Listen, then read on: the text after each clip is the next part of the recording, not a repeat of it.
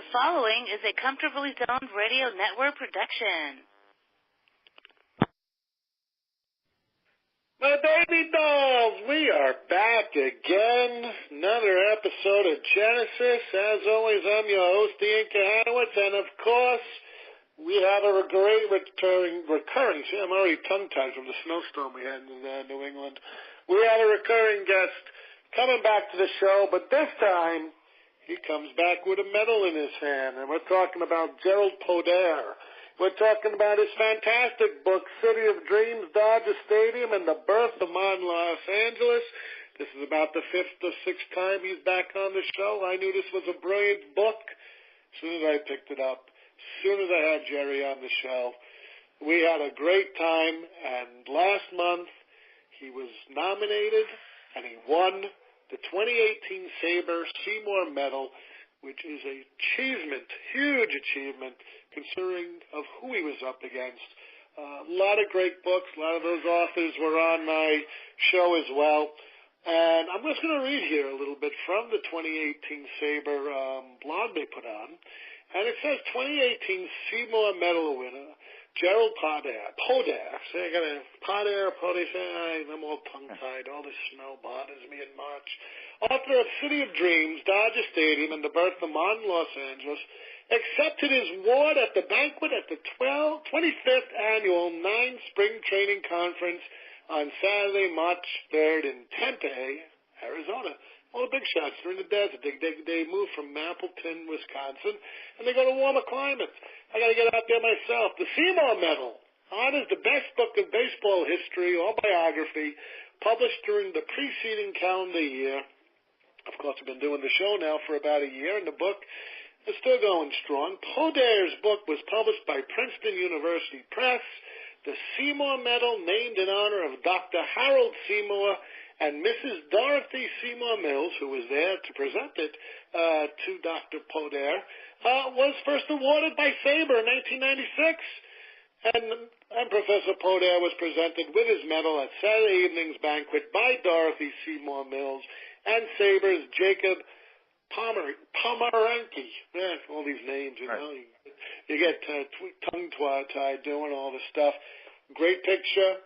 Go to the Sabre site. Go to your local bookstore. This is one heck of a book, and Sabre thinks so as well. And it's always been an honor to have Professor Podair on the show. Welcome back, sir. You come back a winner. How does it feel? It feels great. It was a wonderful evening on Saturday in Tempe, and met some really, really nice, interesting, smart people. And it's great to have the award. The weather was a lot better in Tempe on Saturday than it is here in Wisconsin on Thursday. But I guess we have nothing on you in where you are. Oh, it's everyone's on the coast. Like I went to my podiatrist again. Podair, podiatrist. I went to my podiatrist 2 days later, only to find out I got a hole back in my foot, but that's with diabetes. Everyone in there has had their power out all week from the fantastic and awestruck storms. All these trees in my backyard just came down like matchsticks. Now we had 9 inches of snow last night. Upper New England had a lot more. But I'll tell you, if for a pretty quiet winter, it's ending up being March is coming in like a lion. It looks like it's going to stay like a lion for a while. Yeah. You figure you're done with it. We're in early March. We in Wisconsin are definitely not done with winter, but you would think in New England you would at least start to be done with it, and you're getting the worst of it now. So 9 inches where you are last night. Yeah, we were supposed to get 2 to 3. But the temperatures dropped, and it was so bad. It was so bad that the school committee for my kids, and that's if you hear and people in the background, those are twin boys, age 10, running around in the living room while I'm here in my den doing my show like I usually do. They called at 4:30 in the morning on a voice-recorded caller saying there's no school today. Oh, yeah. Well, they must be happy. Oh, yeah, they're happy as a clam. They don't have to do anything. All they have to do is annoy me all day, and we'll get things done. And also, they probably even have a shot for tomorrow, and then they have a 4-day weekend. Oh, dear God. Well, one of them's been home. They got a cold.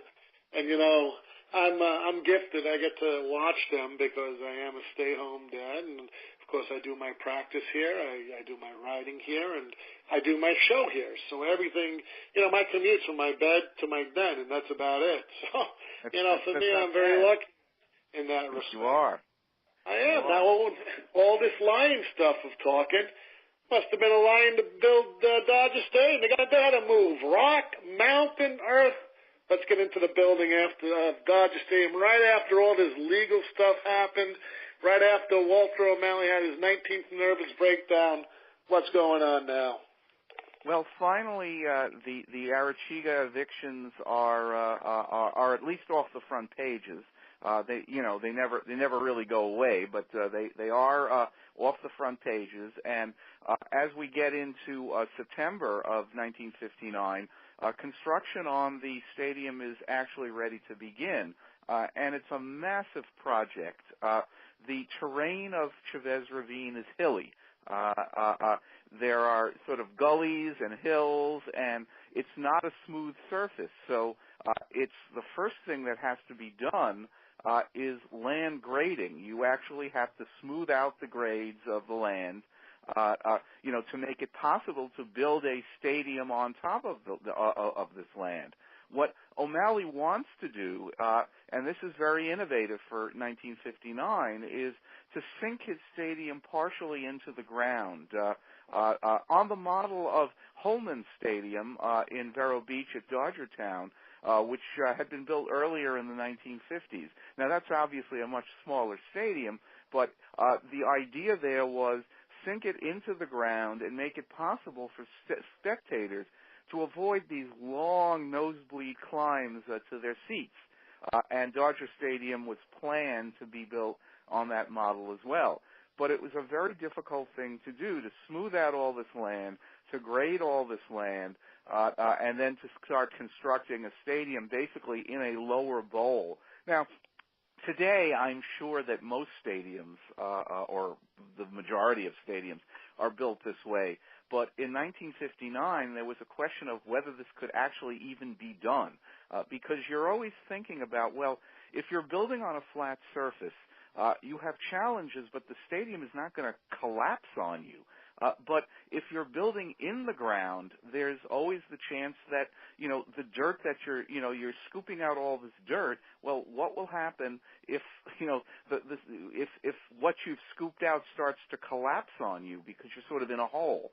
So that's always the worry, I think, when you're building a stadium like that. But in any case, in September 1959, just before the Dodgers win a surprise World Series, in October of that year, construction of the stadium actually begins. And O'Malley, in many ways, has been waiting for this his entire life. He has an engineering background. He spent a lot of time in Brooklyn thinking about the kind of stadium he would want if he had the possibility of building one himself.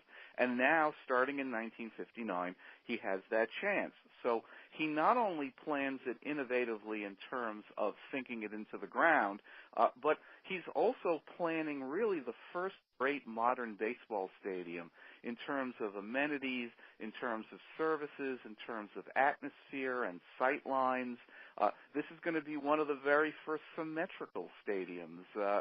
We have our memories of stadiums in the 40s and 50s, as some of us were growing up, are these asymmetrical stadiums, which are basically crammed into city blocks, so they're not symmetrical. Fenway Park, Ebbets Field itself. Well, Dodger Stadium, which is basically started from scratch, is going to break that mold. It's going to be completely symmetrical. Its left field and its right field are going to be the same distances. The left field bleachers, or as O'Malley called them, pavilions, are going to be symmetrical. The stands are going to be symmetrical. And it's going to be really the first modern design ballpark. When we think of architectural modernism, sleek, symmetrical, almost embodying what we would call the cool in design in the 1950s and 1960s. Well, we see this going on in many areas of architecture, but we especially see it, and this is the first example of it in Dodger Stadium, the first truly modernist baseball stadium. And that's what he's planning. And O'Malley has, as I said, waited his whole life to have the ability and have the freedom to plan this stadium of his own from scratch, and that's what he starts to do. And he has a chief architect in Emil Prager. And now let me ask you, what's Prager's background? How important was he to this project as being the architect? He is very, very important, and he's someone that O'Malley has known for many years. Prager has other stadiums to his credit, and most importantly, Holman Stadium at Dodger Town in Vero Beach itself. So, in many ways, when Holman constructs when Prager constructs Holman Stadium at Dodger Town, which is in the early 50s, that's like a trial run for Dodger Stadium. So there's no question that when O'Malley gets to build the big one, Dodger Stadium, he's going to call on Prager. You know, Prager is also, he doesn't just do stadiums. He's involved on the building of the Tappan Zee Bridge outside of New York City, which anyone who has driven across it, some people have gotten stuck in traffic there, so they may be less impressed. But if they get a free traffic flow, that is a very impressive bridge, built across a very, very long distance. So Prager is a respected architect. He has worked on O'Malley projects before, so he is a logical person, a logical architect for this project, and he gets hired to do it. And they're rebuilding the Tappan Zee Bridge right now, right next to it. Yeah. They're building, I think, another span. Yeah, they are. And I was always terrified going over that bridge, and I'll tell you why. Because it goes right down into the water. It looks like you're on a roller coaster with a two-lane highway. Exactly. If you're coming from the west side of the Hudson, if you're coming from Rockland County, it is sort of like a roller coaster, and you feel like you're driving into the Hudson River at times. Yeah, the first time I went over it was about 25 years ago, because I never had a need to go over the Tappan Zee Bridge until I really went to Washington from New England. I always used to use the Verrazano Bridge in Brooklyn to Staten Island, go through the outer bridge, or Gothams for that matter. But when I did, I was like, who the hell built this bridge? Now I know. What idiot built this bridge? And I'm going right down into the water. Anyway, we got a difference here of philosophy. And what they're envisioning here, we're having a tale of two ways to build it: concrete or steel. What's going on there? Well, what goes on there is, sometimes you think, well, steel is sleeker, steel is better, but you got to maintain steel, you got to paint steel. If you do it in concrete, actually there is less maintenance involved and certainly less painting involved. Now, you can have a concrete stadium that is undergirded by steel. In other words, the patrons, the fans who go into the stadium, they don't see the steel because the steel is underneath. But the best thing about the underneath steel is you don't have to paint it, and you don't have to maintain it in that way. The concrete, I think, makes it, or at least this is how O'Malley and Prager saw it, the concrete makes it actually much easier to maintain and much easier to keep, to keep clean.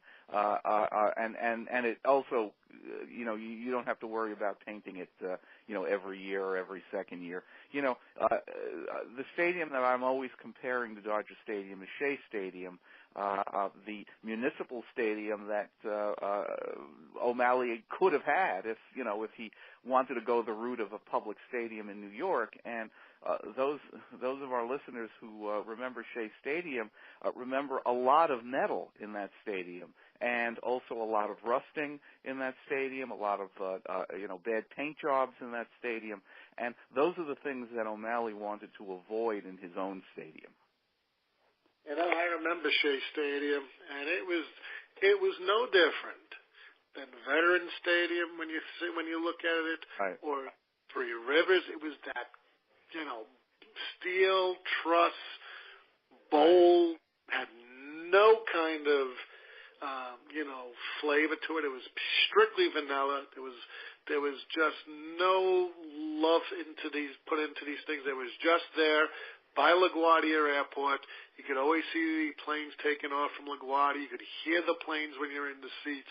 I never liked it, but I know they've done. I like the Mets because I was a Mets fan, but Shea Stadium itself was pretty drab, and it's not a coincidence that the builder of that stadium was Robert Moses, and that's what O'Malley would have gotten if he allowed Moses to build a city ballpark which he would rent. And that was completely against O'Malley's philosophy, so he didn't do it. But had he fallen for it, he would have ended up in a stadium like Shea Stadium, or he would have ended up in Shea Stadium, a stadium he did not control, a stadium that the city maintained very poorly, a city that was made of steel and not concrete, and a stadium that looked about 20 years older than it was during the time of its existence. Dodger Stadium under O'Malley, even 20 years, 30 years out, looked like a new stadium. Shea Stadium looked like an old stadium 5 years out. And that's what O'Malley wanted to avoid with Moses, and that's what he did. And we had differing on construction companies. We had Del Webb's company, and I'll let you explain Del Webb, and we had the Vinnell Construction Company. What's going on with that? Well, when obviously you have an architect, but the architect doesn't build the stadium. The engineers and the construction companies build the stadium. So there's a question of who is going to actually build the stadium, and the smart money at the very beginning was on Del Webb. Del Webb was probably one of the largest construction companies in the country. The name is very famous. Del Webb, in fact, was a part owner of the New York Yankees, so he knew O'Malley, and I think the smart money was on Del Webb. But O'Malley went with Vinnell for a number of reasons, and I think the most important reason is that he knew it was going to be a concrete project, and Vinnell in Southern California, they didn't necessarily have the national reputation that Del Webb did, but at least in Southern California, they were very well known for doing concrete-based projects and doing them well. This is a guy who had built highways, he had built bridges over highways, and this is the kind of person who I think O'Malley trusted on a project like this. There was also some question about Del Webb's motives, because Del Webb had his eye on the Los Angeles market himself for the American League, and I think O'Malley just wondered what his motives were in terms of wanting to build Dodger Stadium. Del Webb was not necessarily an enemy of Walter O'Malley, but he may not have been a friend either. So I think both for those reasons and also because I think he thought that Vinnell could do a better job, he didn't go with Del Webb and he went with Vinnell. Now let me ask you something. These guys agreed on a price here.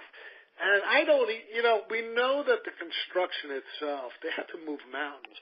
But $4,400,000 for the total cost of all the work for what they had to do seems a lot, underpayment for this kind of work. Did the Vinnell Company realize what they had to do? I think they realized what they had to do at the very beginning, but it turned out, I think, to be more of a challenge even than they thought.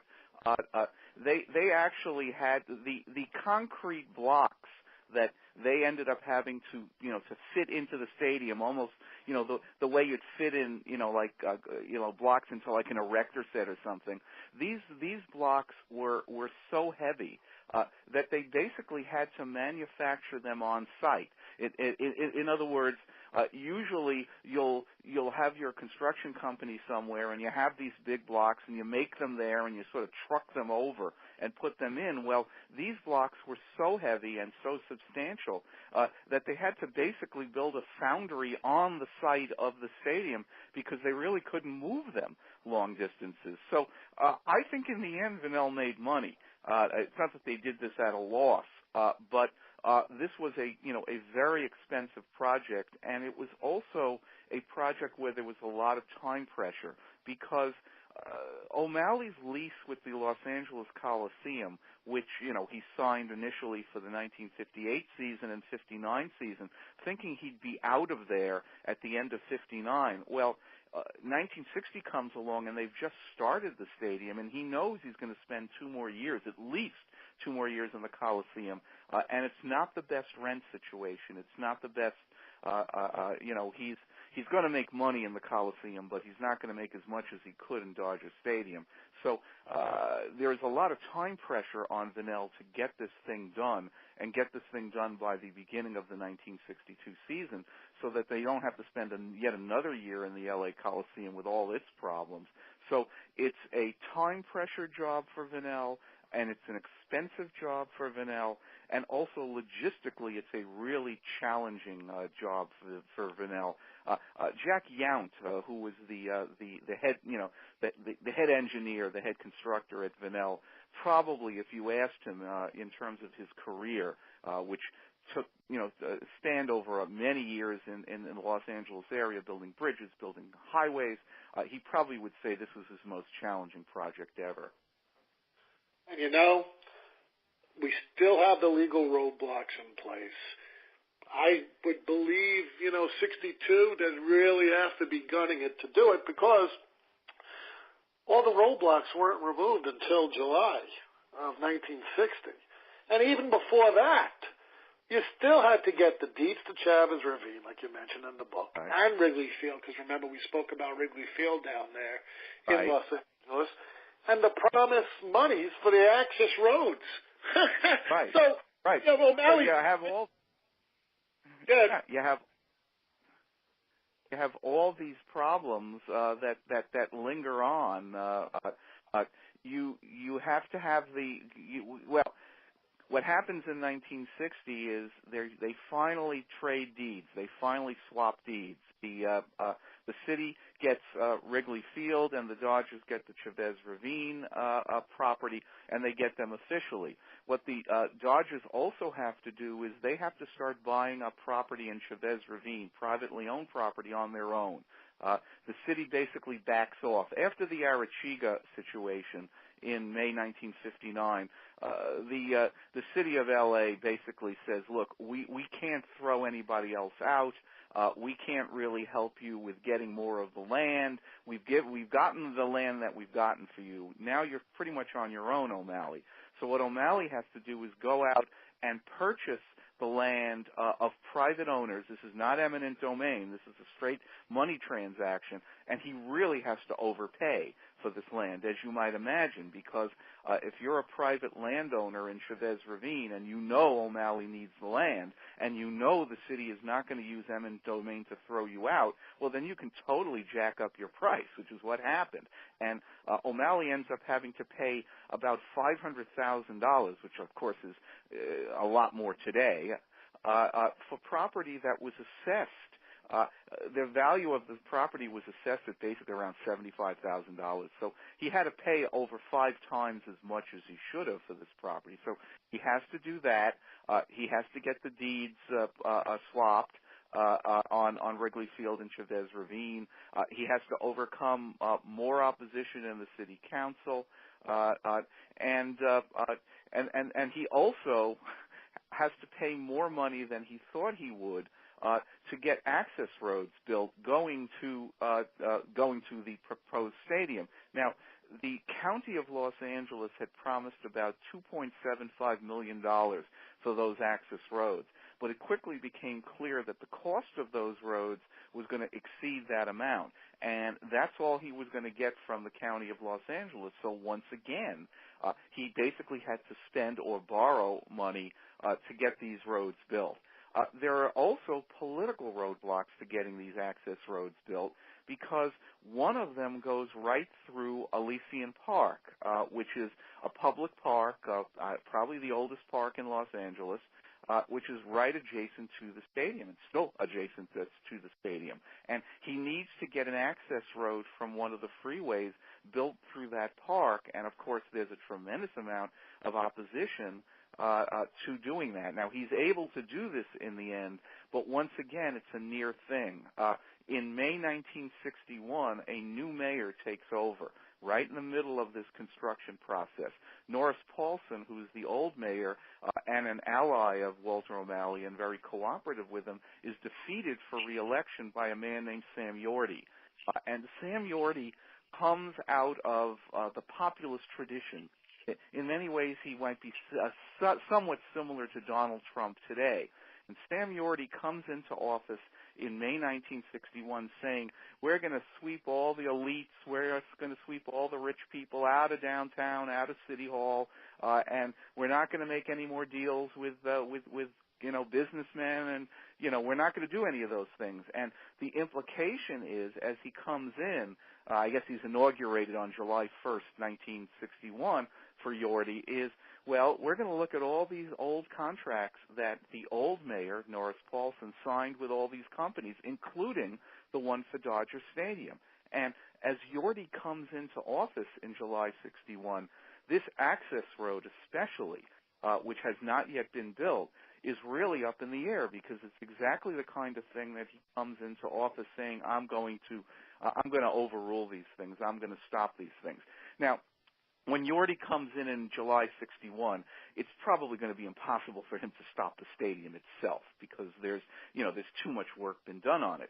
But he can make things very difficult for O'Malley. He can get fire inspectors in there, get building inspectors in there. He can deny that access road. So there's a lot of ways in which he can hurt O'Malley. And so even as late as July 1961, there are all these obstacles for O'Malley, financial obstacles, and then with the ascension of Sam Yorty, political obstacles. But, sometimes you got to be lucky, and sometimes fortune has to smile on you. And for O'Malley, after many, many things had gone wrong, once Sam Yorty takes office in July 61, things almost miraculously start to go right. Yorty's bark turns out to be way worse than his bite on the stadium issue, and this road is actually approved. This access road is actually approved. Yorty doesn't harass the final stages of the stadium, and the stadium actually goes through. And of course, then there's the question of, well, why this change on the part of Sam Yorty? Well, Sam Yorty, as the mayor of Los Angeles, he really does deserve a book because he's a fascinating figure. He is a couple of books have been written about him, but not recently. Someone who's a good historian of Los Angeles should tackle him and write a book about him because he is very difficult to pin down and very difficult to understand. Again, pretty much like Donald Trump. You never know what's going to happen next from Trump, and you don't know what's going to happen next from Sam Yorty. And what seems to happen with Sam Yorty is the minute he gets into office, he looks around and says, this downtown power structure, the same power structure that supported the building of Dodger Stadium, I ran against them when I was running for mayor. But now that I'm a mayor, I need these people. I need the Chandler family who owns the Los Angeles Times. I need Reese Taylor, who owns Union Oil Company, the most powerful, biggest oil company in L.A. I need these downtown power brokers and businessmen who I spent the whole time when I was running for office saying I was going to sweep them out. Well, they can help me politically. And so almost immediately upon taking office, Yorty starts making deals with the same downtown establishment that he ran against when he was running for mayor. And as part of that, he has a meeting with O'Malley and other political figures right after he takes office, and no one really knows what went on in this meeting because there are no minutes. It's a secret meeting. But what happens is at the end of the meeting, everybody comes out, and it's pretty clear that the obstacles to Dodger Stadium are going to be removed. There's going to be no harassment of the project. The access road is going to get built to the stadium from the highway through Elysian Park. So I think what happened is Sam Yorty, who is the ultimate pragmatic politician, says, well, I can see where my political bread is being buttered. I'm not gonna take these people on. I'm gonna get the downtown establishment, a class on my side because he's already worried about re-election in 1965 as he takes office in 1961. And O'Malley was able to benefit from this rather cunning political calculation on the part of the newly elected, supposedly populist mayor, Sam Yorty. And so, as 1961 bleeds into 1962, the stadium is taking shape. It's a real place, and what really is harming or setting O'Malley back as he races to April 1962 when the stadium opens is the weather. He's getting a lot of rain in Los Angeles in the winter of 61-62, and he has to battle with that. But all the political obstacles and all the financial obstacles by the end of 61 and beginning of 62 are finally gone. You know, I want to back up a little bit regarding that because people don't realize that the Dodger Stadium, first of all, is the third oldest ballpark in the majors. Right. And they don't realize it. You know what? I read so many articles about it, especially from your book fueling me on it. It still looks brand new because O'Malley wanted this revolutionary design built for only a baseball stadium. None of the stuff like the polo grounds. No football, nothing. Yeah, not like Shea. But we're talking. Now, I've never been to Chavez Ravine. You have, I believe, right? Yeah. Oh, yeah, sure.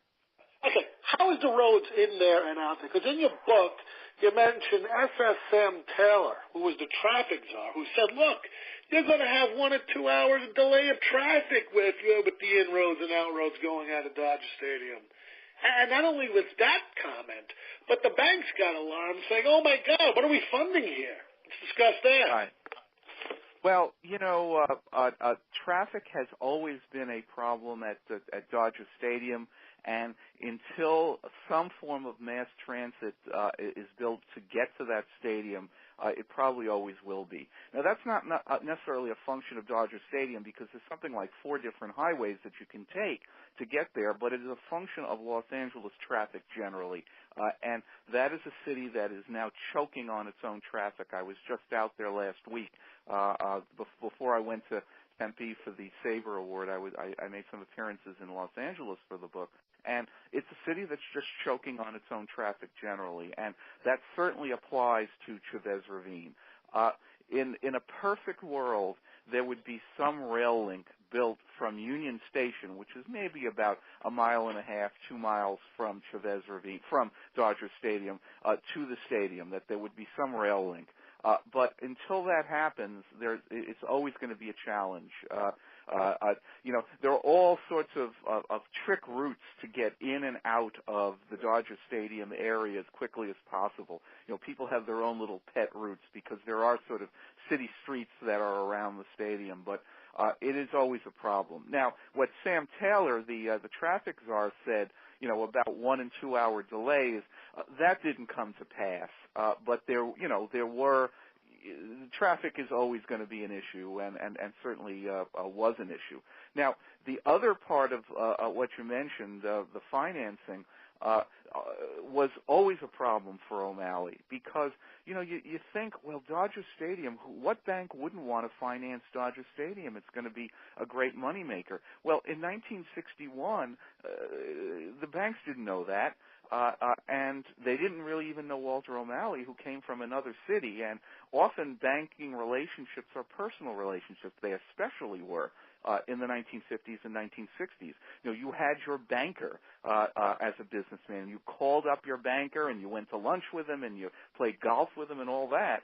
Well, O'Malley comes into the Los Angeles banking community as basically a stranger. You know, he's from New York, so they don't really know him. So O'Malley had problems getting financing for the stadium pretty much all the way through. But he was able, once again, a fortunate stroke for him, allowed him, at least at the beginning, to bypass the banks. And that was what happened here was Union Oil Company, I mentioned that a little earlier, which was the big oil company, or one of the biggest in Los Angeles. They wanted to get into sports. They felt that sports would be a great way to market the company. And so what they did with the Dodgers was they reached a deal where they would be basically the sole advertiser at Dodger Stadium. For many years, if you went to Dodger Stadium, there was only one ad. This sounds very quaint today. Only one ad in the whole stadium, and it was for Union Oil.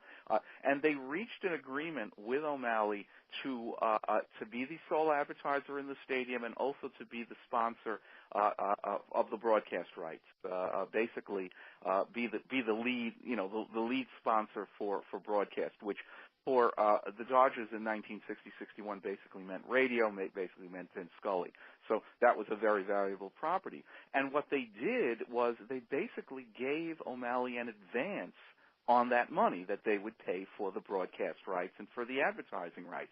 And that was in the form of a loan because they gave him that money up front, and he would pay that back, but he would pay that back over time. As basically as an advance.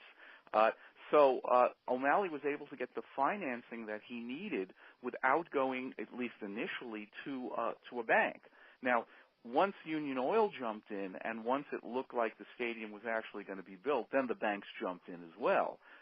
But of course, banks don't give you money for free. They give you money for interest. And as Dodger Stadium neared completion in early 1962, O'Malley knew he was going to have a stadium, and he knew he was going to make money on it. But as of the moment, as of early 1962, he was heavily leveraged and heavily in debt. But he knew if he could get that stadium built and get that stadium operated for a couple of years, he wouldn't be in debt for long. And Professor Podair, this is where we're going to break because it's time. Time's up, just like they would say it goes real quick. But what we're going to do is we're going to come back in about another month. We'll get you back on the show to do the construction because that's very important. People don't realize what a pain in the neck it was, this whole ordeal. What I've just learned was if I was Walter O'Malley, and I had a crystal ball, I would never have done this to see what. I think if you had asked him in his private moments, not what he would say publicly, because he couldn't say publicly, if I had to do it all over again, I wouldn't have done this. But I'm sure there were times between 57 and 62 that he said to himself, why did I even leave Brooklyn? However, after 1962, I don't think he ever had any doubts that he had done the right thing. If you look at pictures of O'Malley before coming to Los Angeles, and you look at him at the time when he's smiling at Dodger Stadium in 1962, he's only 58 years old, but he looks a hell of a lot older. Well, I think this really did take years off his life. But, he's a visionary, and sometimes visionaries have to go out and take chances where other people will not take chances, and that's what he was. And I'm sure it didn't help his overall health, but this is something that he always wanted to do. He always wanted to build his own stadium, and he was willing to take the risks and the occasional heartaches of doing that. When it was all over and when he had his own office down the left field line of this beautiful stadium and he looked out over it, I'm sure he would say that it was worth it. And not to mention that the Dodgers, they won the World Series in '63, the year after, and they won it in 65. They lost to Baltimore, I think, in '66. But that's a great run. Three pennants in 4 years, and the '62 they lost, excruciatingly on the last day of the playoff, third game of the playoff after taking a 2-run lead into the ninth inning. That gets much less publicity than the Bobby Thompson home run in 1961, but as I say in my book, it may have even been worse. So they had all these great years on the field right after moving into the stadium, and that helped too. And what we'll pick up on next time is what no one anticipates is that the press is comparing O'Malley with Stoneham up in San Francisco, saying, well, they already got their park. I mean, they're playing already. Right. What are you guys doing? You even mentioned the cartoon. We'll get into that next time because, like I always say regarding your book, and it's just been cemented with the Seymour Medal, it's just too important not to talk about it. So that's what we're going to be doing next time. Hang on the line. It's always been a pleasure to have you on the show. Professor Podair, and let me just do my kicks and giggles. I'll speak to you about a minute afterwards, and we'll get you on the show again in another month because baseball's around the corner. Great. Look, yeah, right. The season will have started by then, hopefully. Yeah. Yeah, hopefully. So hang on. Folks, every time Professor Podair comes onto the show, it makes me want to visit Appleton, Wisconsin, because it's just an amazing book that he did write. I knew it from the first time I read it. You have a lot of people who plugged for it on the back cover. It is well worth your investment. By the way, when does the soft cover come out? I'm not sure. Hopefully sometime soon. I think it's usually it's about a year. I know in trade presses it's usually about a year when the paperback comes out. I'm not sure what the case is in academic presses, but I'm hoping soon. Well, I'll tell you what. Spring's around the corner, Easter, Passover. I'll tell you what. Pick up this book, give it to your baseball fan. It'll match the Easter eggs, and not only that, it'll match the blue and white of Passover. And, it's a book that has to be read because unlike what we see today with all the stadiums going up real quick, this was a pain in the neck. And it was in its infancy. It was its first time baseball going west. And I never knew as much as I did before reading this book, which really shed a lot of light, not only legally, but the linguistics of just building this massive structure and moving mountains and all this other stuff. It's all here, folks. Go out, get the book. It's on Amazon. Where else can we find it, Professor Podair? On the Princeton University Press site, definitely, and also in bookstores. Hey, go out and get it. Winner of the Seymour Medal Award. I'm always grateful to have Jerry on the show. And as I always end it, folks, and on behalf of the Comfortably Zoned Radio Network, on behalf of Jerald Podair and myself, and in the immortal words of Edward R. Murrow, good night, folks. Good luck. We'll see you next time.